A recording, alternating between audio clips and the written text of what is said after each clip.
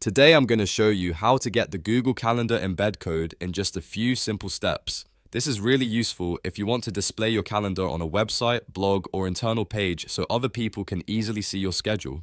If this tutorial helps you out, make sure to hit the like button and subscribe for more quick software guides just like this. Alright, let's jump right in. First, open Google Calendar on your computer. It's best to do this on a desktop or laptop because the embed settings are easier to find in the full web version. Once Google Calendar is open, look at the left-hand side of the screen and find the section called My Calendars. This is where all of your personal calendars are listed.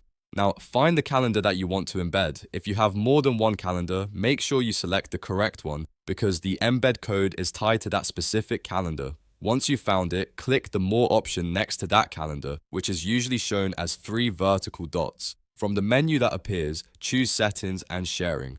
This will take you into the Calendar Settings page. On this page, you'll see a number of different options for sharing, permissions, and customization. Scroll down until you reach the Integrate Calendar section. This is the area where Google Calendar gives you the tools you need to add your calendar to another website.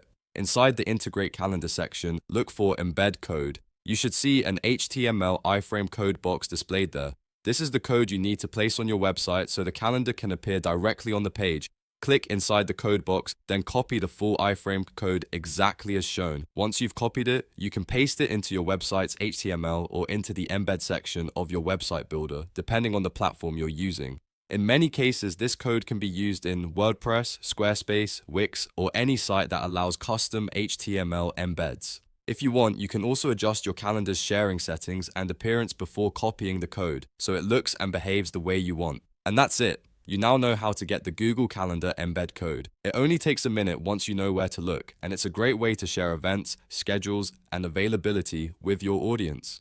If this video was helpful, please give it a thumbs up and subscribe for more easy tutorials. Thanks for watching, and I'll see you in the next one.